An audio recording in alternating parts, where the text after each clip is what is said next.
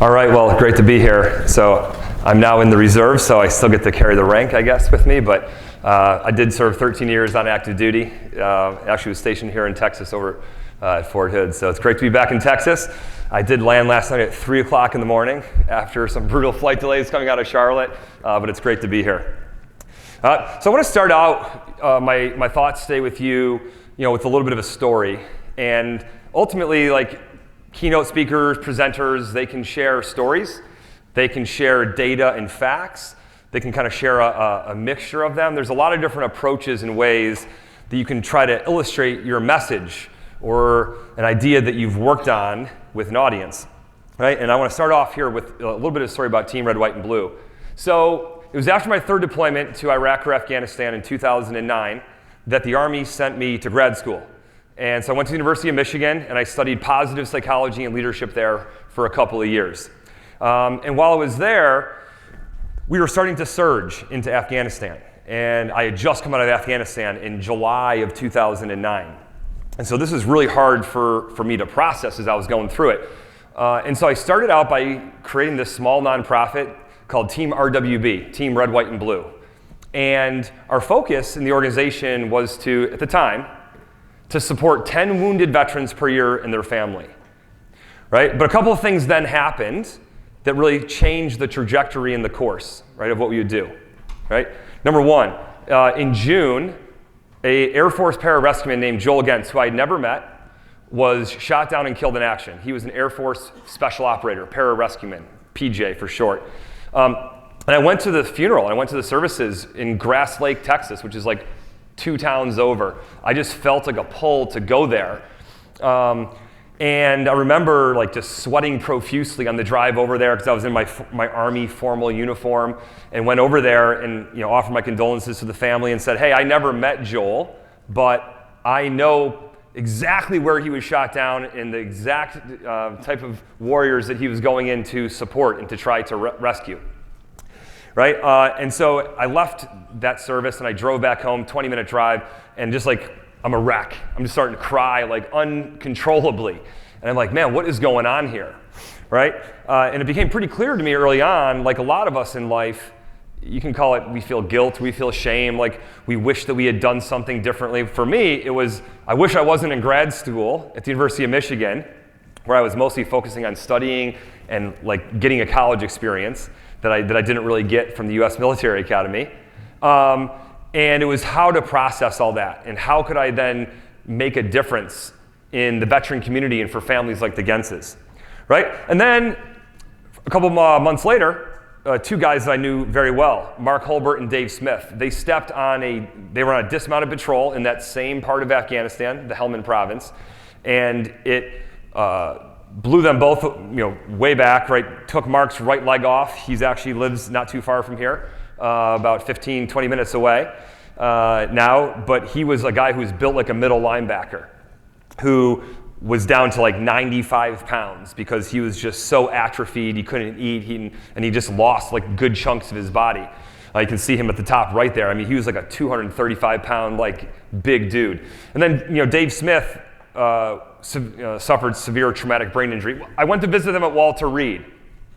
And in seeing both of them, again, sort of like this, I was awash once again in like emotions of like guilt and like, boy, they're over there in Afghanistan and I'm back here in America. And so again, Team RWB's initial vision in 2010 when I started the organization was very small, right? But it was on these roads right here, right outside where I lived, where I would spend about an hour, a 5-mile loop, mostly running, once in a while walking, and it was just me, no iPod, no GPS device. I would just go, and I would spend an hour alone with my thoughts, running, thinking through and processing everything that was going on in my life, right? And it was in that process of engaging in solitude, which I'll talk about here shortly, that I really discovered not just emotional balance in my life, but I established a lot of clarity about what I would do moving forward because I did send emails to people, to include some generals that I knew that said, hey, if you want me to go back to Afghanistan in the summer, I'd love to go over there for 90 days. They all came back and said, nah, You're in grad school. Your job right now is to study and to get ready to go back and to teach future Army officers at West Point. And my point here is to say that, like, day after day, week after week, through these turbulent periods of my life, I turned to solitude and getting outdoors and moving my body to make sense of all the things happening in life. And so what did happen is that I established a lot of clarity about what Team Red, White, and Blue could become. And it was very obvious to me after a couple of weeks of running in between these events in the summer of 2010, the Team Red, White, and Blue had a chance to not just be an organization to support 10 wounded veterans and their families per year, but to be something much bigger that could reach many more veterans, military families, and all kinds of people in America, frankly. And so this picture right here is actually Joel Gentz's mom in the bottom right. She's finishing a sprint triathlon.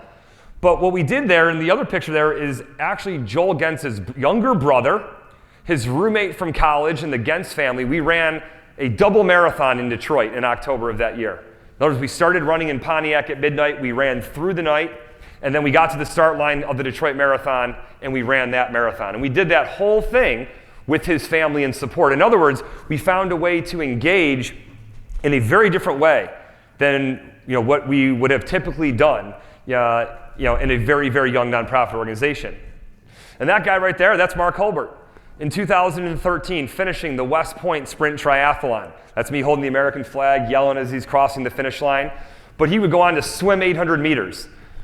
Recumbent bike, 13 kilometers, and then to hand crank a 5K. And so he would do that in almost 3 hours. But he had come so far in just a couple of years that he was able to do that. Again, it was because, in part, a very different, bolder vision of what Team Red, White, and Blue could become that was achieved in those moments of solitude. And so right here, not too far, again, from here, in the hill country of Texas, at a place called Camp Eagle, starting in 2012, we started hosting trail running camps, right? And this right here is from 2013, just a couple of years after that initial start of let's help 10 wounded veterans per year. Team Red, White, and Blue has become now 285,000 members, 160 chapters across America.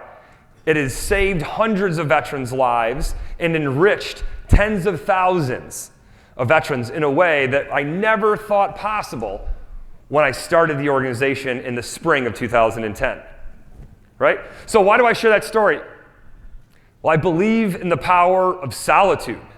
In a world that is noisier and louder and moving faster than ever, the power of solitude is real. And the reality is for all of us, and this is one of my mentors, Jim Collins, would say this very often, but no matter how much we've accomplished in our life up to this point, where you're at in your journey, in the seat right here today, there is always more impact to make.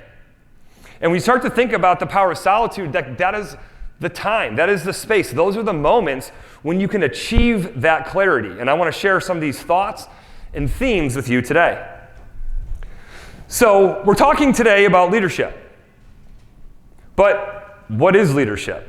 What I find very interesting about this word, like a lot of words out there, is that we all kind of know what it is. But when you actually push people to give an operational definition, to really clearly articulate and define what it is, what you find is that actually there's a pretty big variance out there in terms of what people think leadership is. In other words, it's not like everyone knows that 1 + 1 is 2. Well, when you say what is leadership, you get a big range on what people think leaders are and what leadership is.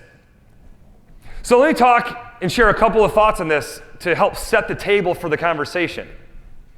Number one, there's an element of leadership that starts with knowing yourself. Do you know your strengths?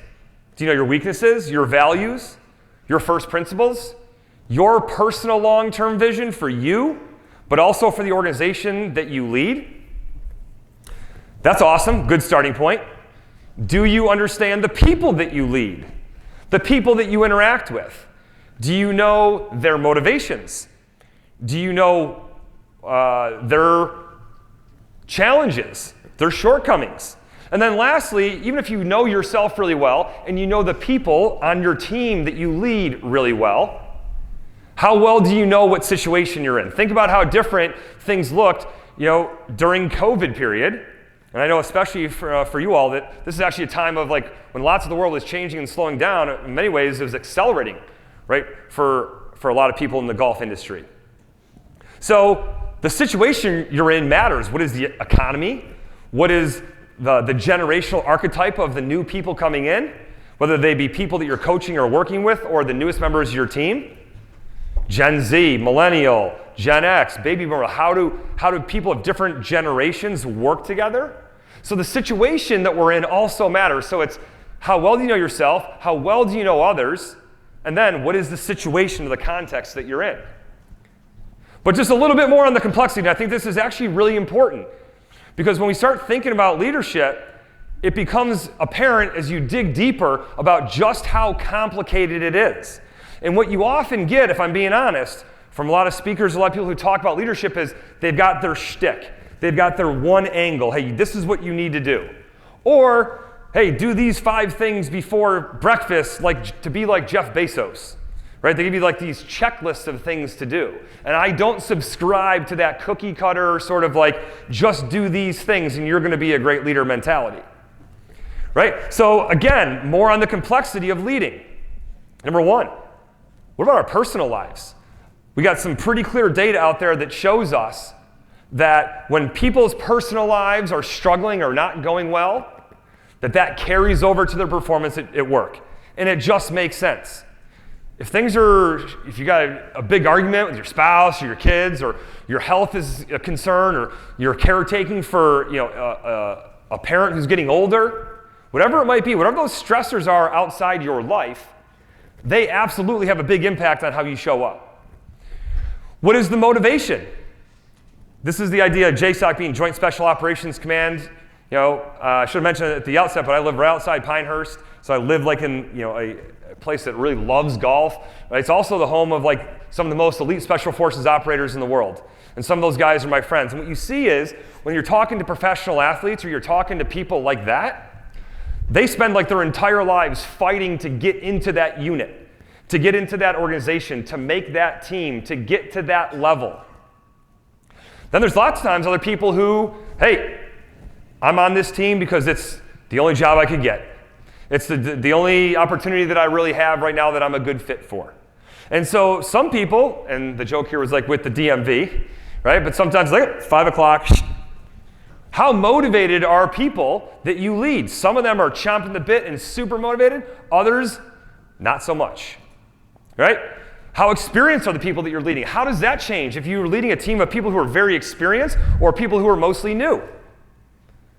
The context really matters. What about when things are going well and the wind is at your back and you're succeeding versus when you're struggling, when you're losing, when things aren't going well? Can you just apply the exact same leadership energy and principles when things are going great versus when they're not? Probably not. You probably have to at least adjust some of the sails and make some changes. And then ultimately, one of the biggest challenges we have, especially in America today, is over the past 15, 20 years in the information age, it's all about the individual. Messaging we get into our news feeds on social media and the things that get recommended to us, and all those things are driven by our individual preferences, our individual goals and things that we search for and people that we follow and things like that. Ultimately, a leader's job is not to build a bunch of successful individuals. A leader's job is ultimately to be able to get those individuals at times to make sacrifices for each other and to come together and to become the puzzle pieces. Or think about the analogy of a symphony. If you're the conductor of the orchestra, it's not just to have a bunch of, the strings and the brass and all the different, just doing their own thing really well and playing their notes exactly perfectly. It's to synchronize how they support one another and how they come together. And so, when we're in a leadership position, we do have to realize that each individual has their own goals, their own mindset, their own mentality. And one of our jobs is how do we get the people from the different elements of the teams that we lead to work together to support the collective mission, to support the collective goal. All right. So with that, If this was a sort of Socratic seminar and we were able to break out and have conversation, this is where I would say, hey, let's get after this. Let's try to really pursue what is an understanding or what is our definition of leadership. And so to be very clear, I don't think that this is a definition that everyone should just accept and say, yep, this is it. But I do think that each and every one of us as leaders should have a framework and a codified leadership philosophy that starts with an understanding of how we define leadership. So in the military, when you come into command, one of the first things that a commander does is they write a 1 or a 2-page paper called the command philosophy. That command philosophy is just like it sounds. This is my view of what does it mean to be a leader. This is what you can expect from me. Everybody now that I lead, when I'm the commander, has a clear understanding of how I view and how I approach leadership. So again, you can come up with your own framework or your own positioning of what does it mean to lead, but this is my personal favorite. Not just because he went to the same school as me. Eisenhower, class of 1915, Erwin, class of 02, so long ways apart. But he also goes on to be the Supreme Allied Commander, the 2-term president. But if you really study Eisenhower, he's really fascinating because the first 20 years of his life, he had only reached the rank of major. He was carrying General MacArthur's bags in 1935 in the Philippines, 20 years after graduating. Somehow he goes from 04, Officer 4, to 010, Supreme Allied Commander and 5-star General in less than 8 years. Right? Pretty fascinating. So I love how he frames this. A guy from a bureaucracy, from the military and then the political world that says leadership is the art of getting other people to do what needs to be done because they want to do it. So let me just break that down into 4 elements. Number 1, in a world obsessed with algorithms and efficiency, it's an art. There's only so much that you can sort of scientifically know about being a leader. There's an art to it. Number 2, it is about getting other people to do things. If you are the one always, when it gets the pressure time or something really big or whatever, and you're the one who's having to actually pull the knobs and to make it happen, that's not leadership at the highest level. Like what we aspire to as leaders is to get other people. Number 3, not to do the easy stuff. Anyone can get people to do the easy stuff. Binge watch Netflix, eat ice cream. But can we get people to do the hard stuff, the stuff that isn't fun?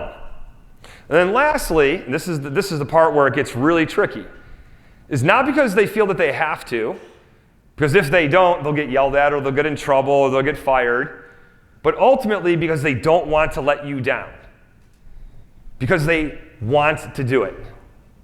They don't want to let you, they don't want to let the team down. That's sort of the apex, the gold standard of where we strive to be as leaders, is to get other people to do the hard stuff because they want to do it, because they don't want to let you down. And I love how Eisenhower framed that. All right, so let's rewind the tape about 13, 14 years, something like that. Then CEO of Google, Eric Schmidt.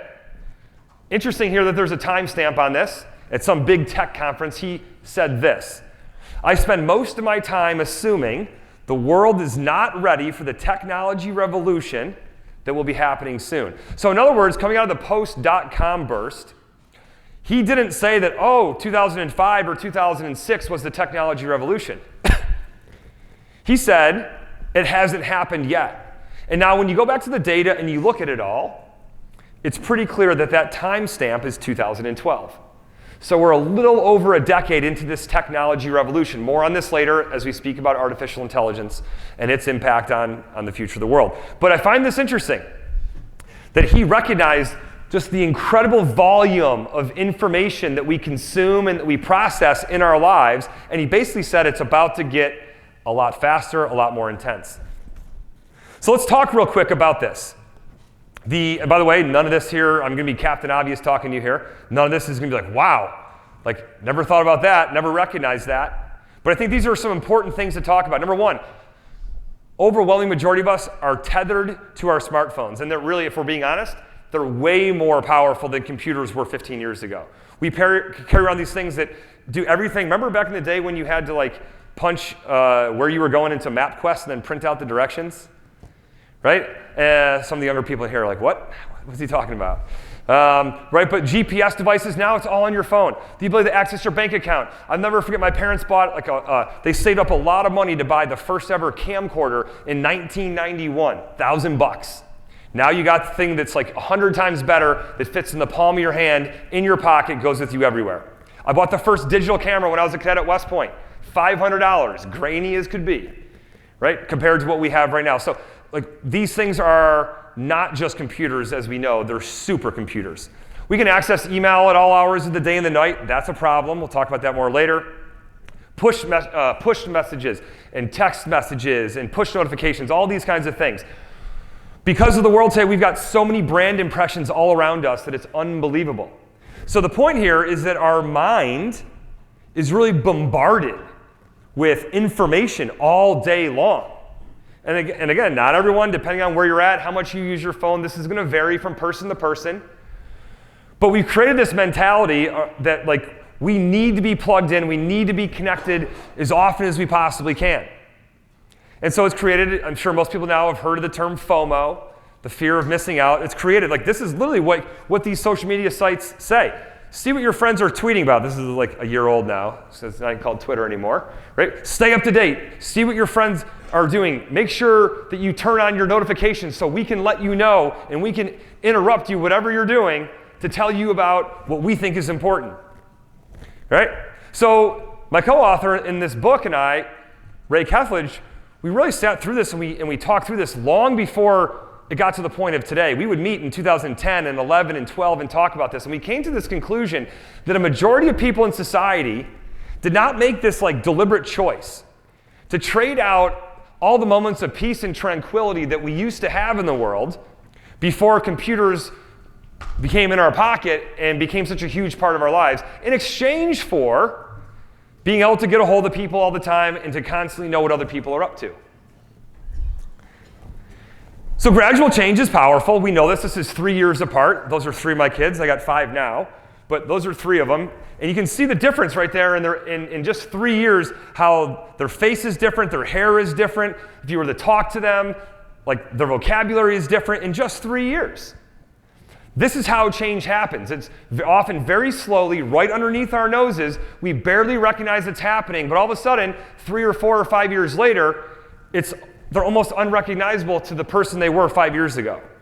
This is how the information age has crept into our lives to get us where we're at today. And to be clear, I'm not here saying, oh, technology's terrible. Technology's great. I think we all know that there's tremendous benefits of it. Right? When we think about all the applications of it and how it can make our life more convenient and how we can be more productive and how we can stay in touch with people, I'm simply going to challenge us to think about our roles as leaders.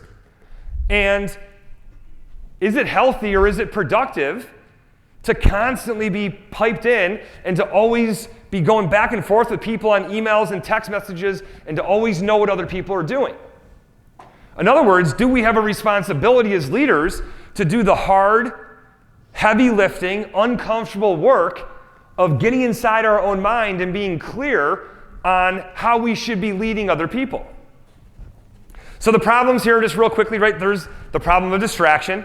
What we know is that people objectively are 5 to 15 IQ points less intelligent when they're distracted. Lots of books and lots of research have unpacked this, so I don't need to get into it too much here.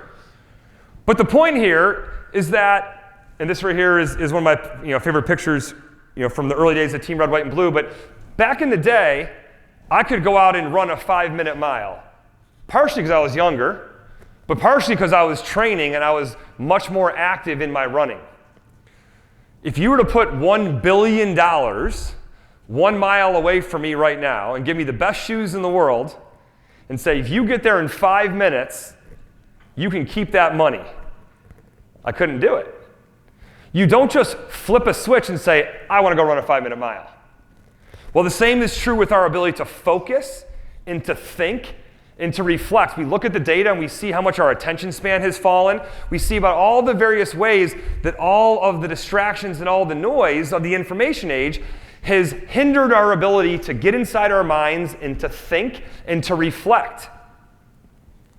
Right? And so the point is, if you want to make those things a priority, if you believe my hypothesis that those are important things for leaders to do, then you have to actually practice it in your life. Okay? So this is the whole theme, the whole point of my first book. Lead yourself first, inspiring leadership through solitude. We define solitude as not a physical space, not a geographical space, but as a psychological state where the mind is isolated from the inputs from other minds. Right? Where unique power exists to bring together the mind and the soul, the head and the heart, to establish conviction on how you should be living, on how you should be leading. Right? So when we think about the information age and we think about all the things swirling around us, you might have seen here in the past couple of days, Apple Vision Pro. Have you seen this? Their new $3,500 virtual reality headset. There's a lot of articles being written about it right now. There is a competing view. There is dueling pianos that are praying for a vision for the future in our country and in the world, and for us as leaders to think about. And it's not either or. I'm not suggesting we should opt out of the information age. Even if you wanted to, you couldn't. I guess unless you wanted to move to some really, really remote place and disconnect yourself from the world. So it's technically possible, but practically impossible. So when you start thinking about the information age, this is just a part of our lives and a part of what we have to realize there is good and there is downside to it. The second part about the world today I would share, especially as we think about the future with artificial intelligence and all the volatility around the world, is this phrase called VUCA. This is defined in 1987 by a couple of colonels in the U.S. Army War College. It essentially summarizes and describes the fog of war. Volatility, uncertainty, complexity, ambiguity. They all sound kind of the same, but they're actually more cousins than siblings. You layer them together and you come up with this acronym, this VUCA acronym, and it really describes where the world is at today. Certainly the past 3.5 years, 4 years that COVID had kicked off, especially in your industry, but also as we look towards the future. I just mentioned before about the competing, sort of the dueling pianos, the vision for the future. Should we become a more and more digital, virtual, remote, augmented reality, virtual reality society? Or should we become more in-person or return to an in-person, more analog, more off-the-grid mentality? How we think about blending those two things together as leaders and just as human beings, I think, is one of the great philosophical questions for us to grapple with in this moment in 2024. But we do know that VUCA is real. Volatility is real. So when we start thinking about our roles as leaders, both formally, right, as PGA professionals, but then also in your family, in your communities, in your volunteer life, if you volunteer places. Wherever it is, wherever you are, deploying the art of getting other people to do what needs to be done because they want to do it, there is a lot that goes into this. Going back to the military explanation of this, it's called the burden of command. The burden of command describes that, hey, when you are in a leadership position, heavy is the crown. More is expected of you. People look to you, especially in times of duress or stress, either in the environment or in their own life. And so there is a lot that you have to account for. When you're in a leadership role, I think it's important and it's incumbent upon us to realize, there's some days when I'm just feeling flat out exhausted because people are coming to me with their problems. Some people are coming to me with they want advice. There's drama over here. There's friction over here. Right? And you feel burnt out. You just feel smoked. I would say that's normal. That's normal when you're in a leadership role and you're responsible for people's performance and their well-being. And you got to make decisions and you got to communicate. And you have to develop people so that the train can run when you're not there. Right? If you're not there, if you're on vacation for a week, are you there answering every single email, every single phone call? Or have you empowered people enough and trusted them enough to be able to run the ship when you're not there? So there's all of these things that tie into and go into leadership. And so the view of this book and the message I'd share today is that while it might feel like the answer is to go faster, to do more, to push harder, that ironically, the answer is to slow down. Instead of constant acceleration, the answer is to slow down, to ensure that you have time to think, to reflect, and to make the best decisions possible. Especially in the environment, because unless someone's shooting at you, right, in a combat situation, right, unless someone's life is immediately on the line in that moment, we almost always have more time to make that decision, to come to that conclusion, than we realize. One of the examples we talk about in the book was that when then Brigadier General Eisenhower was called to the Pentagon right after the attacks on Pearl Harbor in 1941, General Marshall, the secretary, basically, the guy kind of running the Pentagon, he said, "Hey, Dwight, you saw what just happened? What would you do if you were in my shoes?" And Eisenhower, a very big extrovert, very comfortable thinking on his feet, he said, "You know what? Sir, can you give me a couple hours so I can think through this and come back and give you a cogent explanation on what I would do if I was in your shoes?" Went to a room in the Pentagon, spent a couple hours, thought through it, came back and briefed it. I don't know this to be fact, but I've got a pretty strong hunch that made a big impression on 4-star General Marshall when it came time to start making decisions about what generals was he going to put into leadership positions. Because again, in less than 3 years, Eisenhower went from 1 star to 5 stars. So the ability to slow down in that moment and feel like I need to give you an answer right now in the moment. Eisenhower said, "No, can I get a few hours to collect my thoughts and to give you a really good answer instead of winding my way through a decent answer right now?"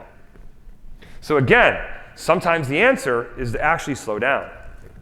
So in our attention economy that we live in, and we know this, who here has seen The Social Dilemma documentary? If you haven't seen it, I would love to assign you that for homework. If you get a chance to watch it in the coming weeks or months, I would highly recommend to do it. For those of you, you can also pick the brains of people who are here who have seen it. But we live in an economy where people, namely companies, are competing for our attention online.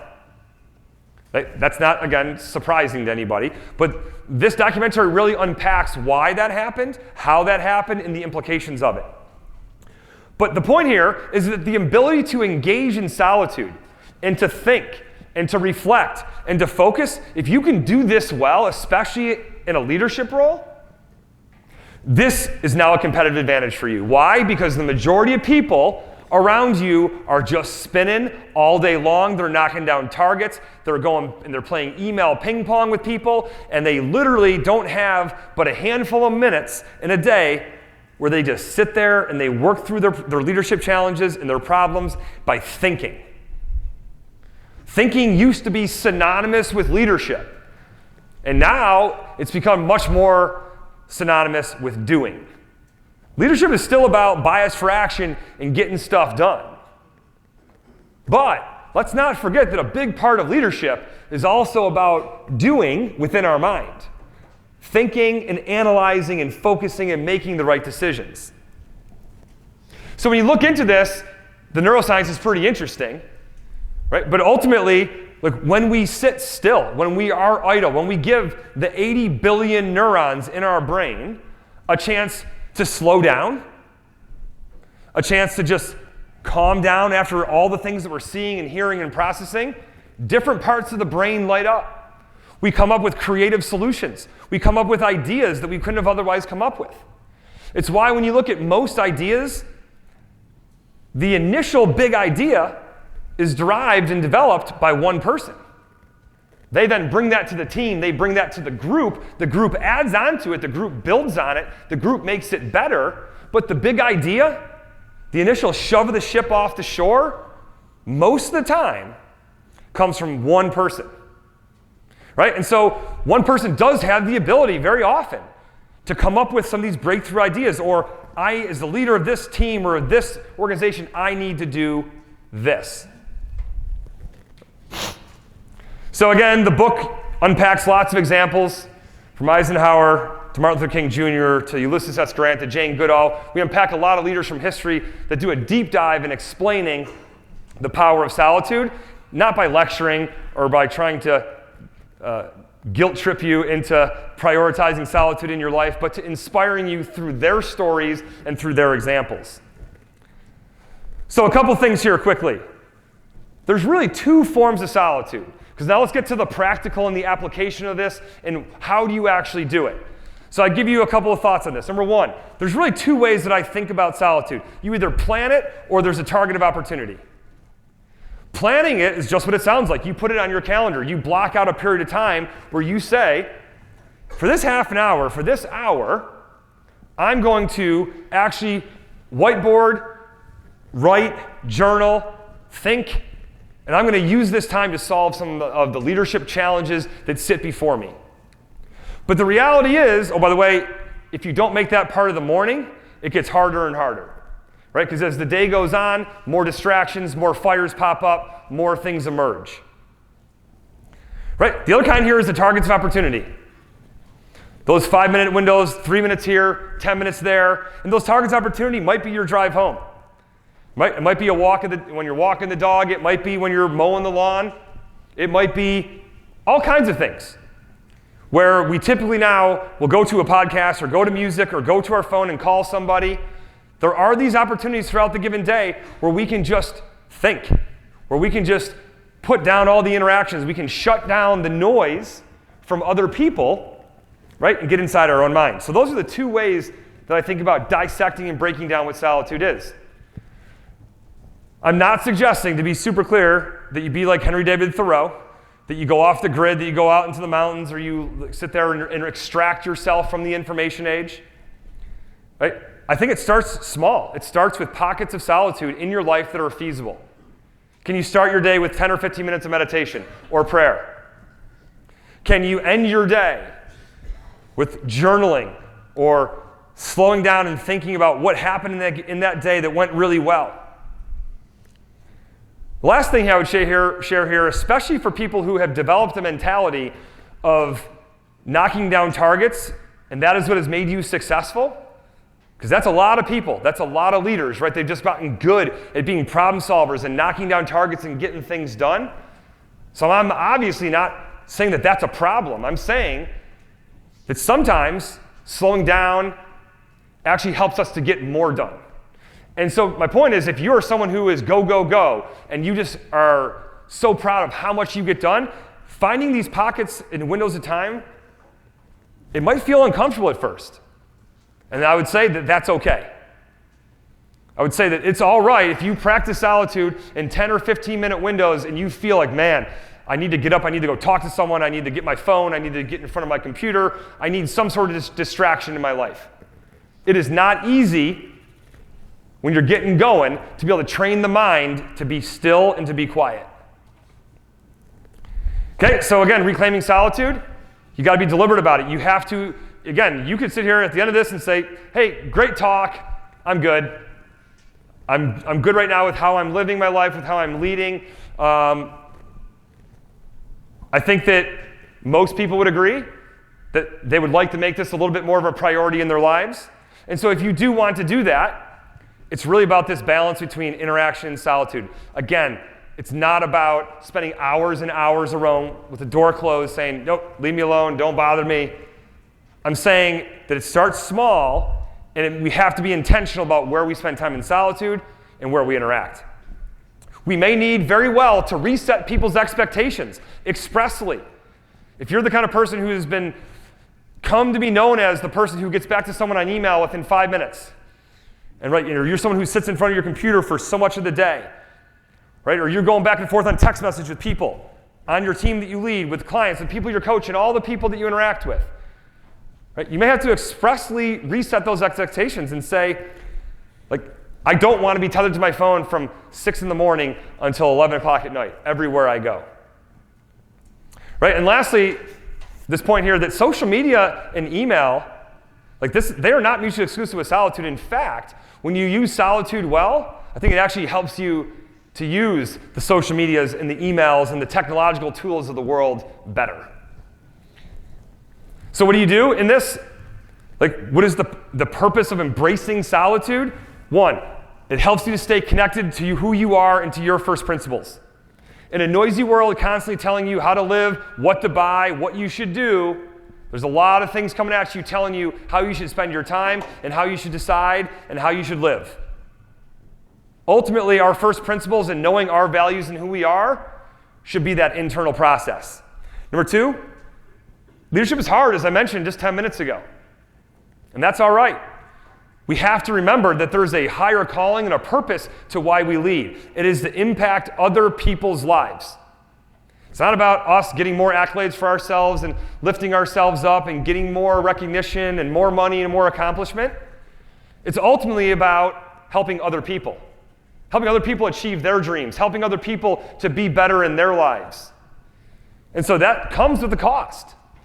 When you're talking about helping other people to thrive and be the best that they can possibly be, in a leadership role, it comes at a cost. And then lastly, as I mentioned before, one more time, a pitch for hard analytical thinking, regardless of what your leadership role is, regardless of whether you've been in the profession for a couple of years or for 45 years, it's a space for analytical thinking. And that when we embrace that, it's not easy, it hurts our brain, right? When we do that hard analytical thinking, we do that writing, but we as leaders are better for it. The people that we lead are better for it. A couple more thoughts here as we kind of sprint to the end, and hopefully we have about 10, 15 minutes for some questions. Going back to Eisenhower, right? What is important is seldom urgent, and what is urgent is seldom important. This phrase, at first you have to kind of like slow down and read it and go, wait a minute. What's he saying there? It sounds like the same thing. Well, Eisenhower came up with a way of thinking about how we spend our time. It's actually referred to as the Eisenhower matrix or the Eisenhower box. Anyone heard of this before? Stephen Covey has kind of popularized it within the business world, but ultimately it started back with General/President Eisenhower. And it's a simple 2x2 matrix. Any 2x2 matrix is imperfect, but this is a lens at which how we can look at the world. Is what I'm spending my time on important? Yes or no? And is it urgent? Yes or no? Urgent is pretty clear. It's is there a time-bound period? Is there a deadline? Important is a lot more nuanced. It's a lot more gray. In other words, can you send somebody else on your team to that event, or to be there, or to teach that lesson, or to do this or do that, or does it have to be you? Can you delegate? Or are you the one that needs to be there in that moment? Right? So as you think about this, this is the basic recommendation. In a blue sky world, when you think about this, things that are urgent and important, these are fires that pop up. These are things that need to get done, things that you need to do.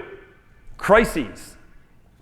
Places where you as a leader need to step in and kind of stop whatever it is that you're doing and focus on that issue right there. Because it's urgent, and if you don't address it, the problem's only going to get worse. Right? Below that, things that are urgent but not important. These are all the deadlines. This is all the emails. This is all the calls. This is like when people come to you with problems and challenges. Like, these things are urgent because they're knocking down your door, they're sending you an email or texting you or calling you in that moment, and they want your time and your attention. And this is where it gets, and I was on this morning with Ryan Holiday on the Daily Stoic podcast out in Bastrop. We were talking about this. This is really tricky. How do you philosophically know, especially in a leadership role, where you should say no? When someone comes to you with a problem for the 4th time, and you have given them the guidance and the direction about how to prevent this problem, when do you just need to say, nope, you're figuring this out now? Because I've given you the feedback numerous times about it. I'm not coming to save you. You're going to solve this problem on your own. When is that actually what you need to do as a leader versus creating a sense of entitlement of like, hey, anytime I got a problem, I just go to my leader. He or she's going to help me solve it. So again, this is a gray area. What is not gray is box 4. Not urgent, not important. These are all the things in our lives that might be fun, they might be entertaining, but they're not making us better. And if we don't watch them, if we don't participate in it, there's actually no real big impact on our lives. This is specifically doom scrolling, binge watching Netflix, watching 16 hours of football on the weekend. I'm not saying that like you shouldn't ever do that. I'm saying we should be honest with ourselves in the volume of time in the entertainment age that we live in about how much time we give to box 4. Why? It's all about box 2. Box 2 is where the magic of life happens. The people who are the most successful, who are the most happy, they are people often who are box 2 focused to box 2 obsessed. So what is in box 2? All those things that we know make us happy and make us successful, but there's no deadline. There's no, you must do this by tomorrow. And so instead we live by the tyranny of the urgent. We put out fires and we respond to all those things all day long in box 1 and box 3. And then we get so exhausted by them that we're in box 4, spending our time doom scrolling and consuming content from the world. And what gets left behind? Where do we run out of time? All the big stuff. Relationship building, strategic planning, self-improvement, reading books, listening to podcasts, self-care, getting enough sleep, eating healthy, exercising, doing all those things in our lives that we know make us better, but they're so easy to kick the can down the road to tomorrow, to next week, to next month, to next year sometimes. Because, and when you push people on this, it's so often, the answer is, I don't have the time. Hey, Mike, why don't you exercise? I just don't have enough time.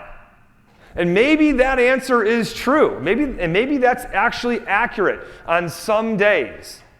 But holistically across our lives, you cannot possibly believe that that's true. There's 168 hours in a week.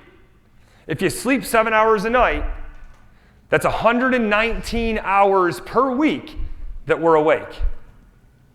And so when you start doing the hard, analytical, lead yourself first work, the reflection on how are you spending your time, you audit, you look at how many hours a day are you spending on your phone, you look at the things in box 2 that you want to get done, that you want to prioritize, but you keep running out of time for, you've got to do the work to analyze, well, why am I running out of time? Why do I not have time to exercise? Why do I not have time to cook? Why do I not have time to read? The average American, by the way, watches 35 hours of TV a week, reads 1.8 book a year. Right? So it's a lot easier to passively consume content from our phones, from our TVs, from our iPads, than it is to actively consume content from books. To reflect, to pray, to meditate, to do all these things that we know make us better. And so again, should have been up front with people on my talk, right? I'm not a motivational speaker. I'm not coming in and telling you can do it. And I'm here to challenge. Ultimately, I view the job as a teacher, as a facilitator, as someone who's worked on this content in a book. It's to challenge people. It's hopefully you do walk out of here feeling a little uncomfortable and a little man, I should take a hard look at some of these things I'm doing. I talk about this and I have to do this and have this conversation with myself every week. It's exhausting. Because I'm man, where am I running out? Oh, I only exercised twice this week. Right? Where am I doom scrolling? Where, when my flight's delayed, am I sitting there ripping through Instagram instead of getting up and going for a walk, right? Or calling somebody that I love, or thinking about my next book that I'm going to work on and start writing and doing the meaningful work. The reality is we all have that within our grasp. Right? But it really starts with this idea of am I willing to do the hard work and to do the audit of where I'm spending my time? Right? And if you're willing to do that, and now you're willing to explore and diagnose where you are misutilizing or misrepresenting your time, it's pretty incredible what the changes you can make in your life. So I'll conclude with this story here, and then we'll hopefully have time for questions. So this is the Masters when Tiger Woods won. I think it was 2019. I went to one of my friends and said, hey, my parents' 40th anniversary is coming up. Could you get me 2 tickets to the Masters? So I got a friend who knows a member there. And he came back to me and said, hey, how about 4 tickets for Sunday? I was like, well, that's the dumbest question ever. Yeah. Right? So my brother played college golf at West Point, and my family's big golf people. And so what I did is I the day before I was watching it and I saw, this is the 6th hole, the par 3. And for those who've been there, you kind of know Augusta.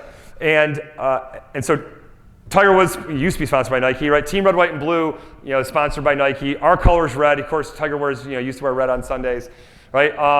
And so I looked though at the camera, where would I need to stand if I was going to get on national TV? Now look, I was not trying to get on national TV for me, right? But I was like, if I can wear my organization that I love so much, that is helping veterans, and get this massive amount of exposure on national TV, then I'm going to make it happen. So this is just a classic example, though, of like a simple but powerful way of leading yourself first. When you do the analysis and you say, hey, I want to make that happen. I want to get Team Red, White, and Blue on national TV. And by the way, of course, you all know you can't bring phones onto Augusta. When I came back, I had about 125 text messages and hundreds of comments on social media from people being like, yo, did you know that you were going to be on national TV? I'm like, kind of did, right? Because I knew where to stand, where to be able to watch. But my point is I conclude here about leading yourself first. These are the things in life that we can do.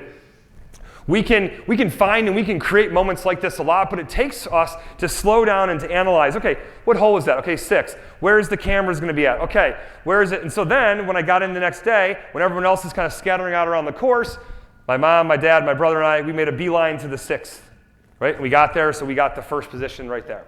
Right? And there's an example of when you think ahead of time and you do a little critical thinking and analysis, you can make some really neat things happen in your life.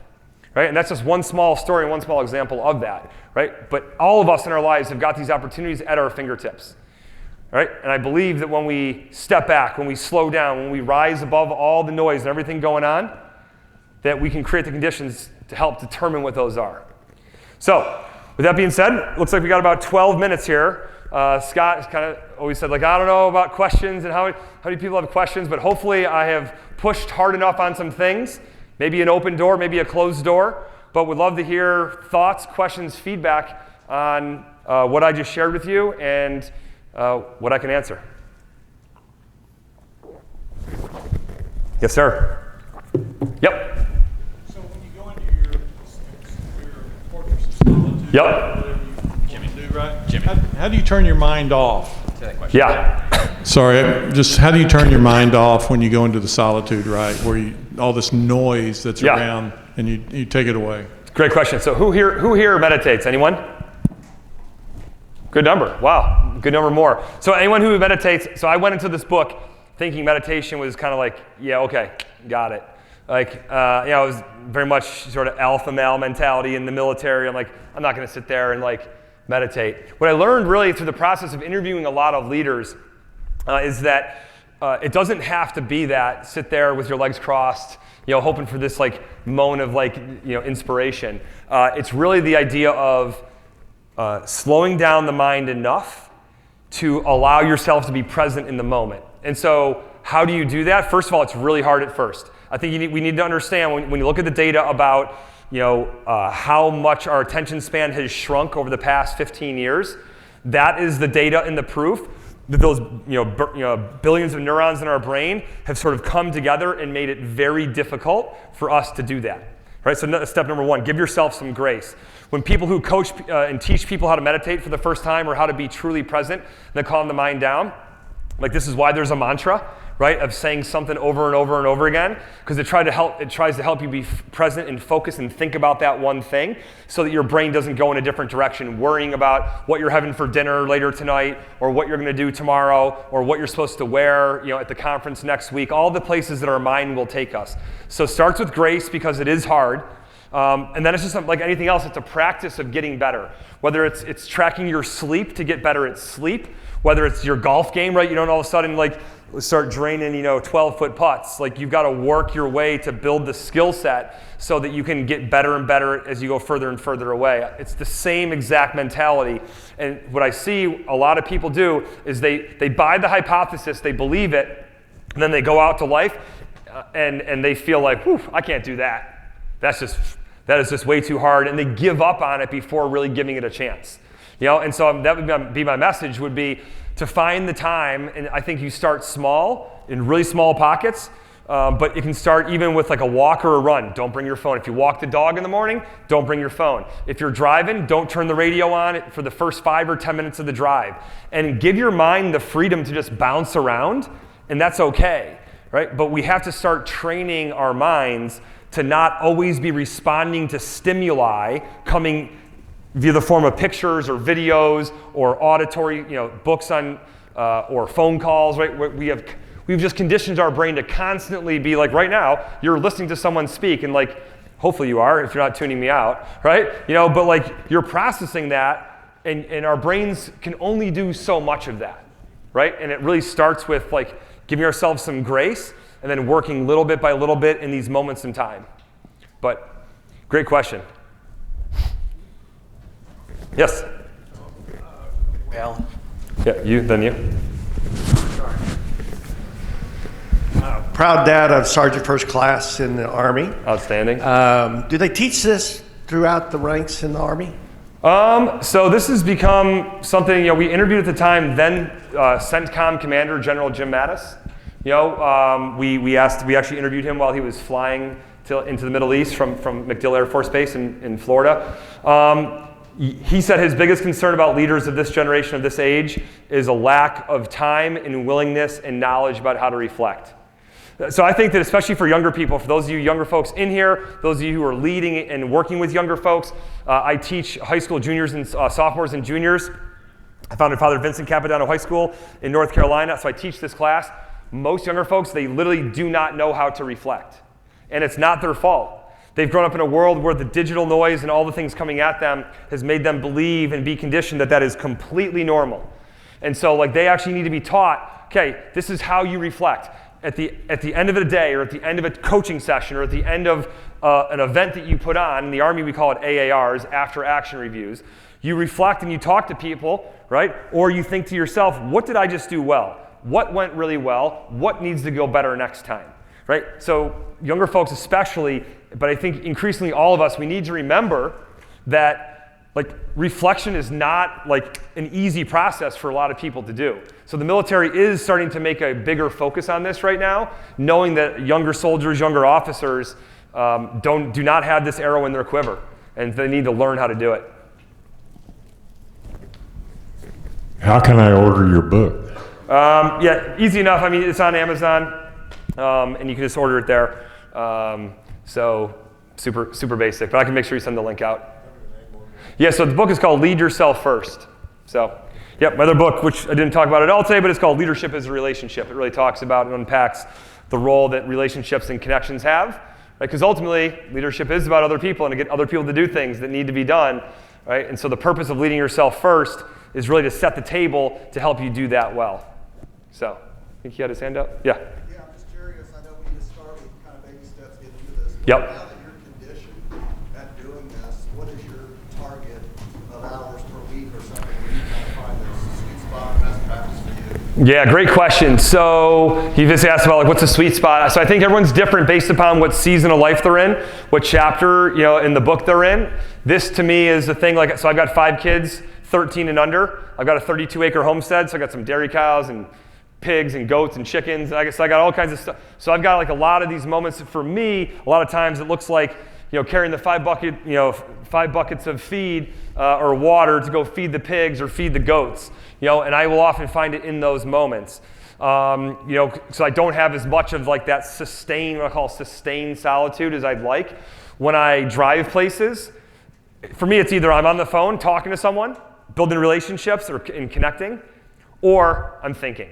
So to me it's really about those targets of opportunity in a given day. So I wouldn't put like a target or a number on the wall. I would say for sure we should. I guess I will. Right? I'd say like we should strive for at least 30 minutes in a given day of unfettered access, where it might be piecemealed together, 5 minutes here, 10 minutes there, 15, whatever it is, but to get at least a half an hour of time where like the noise from the world isn't bombarding our mind.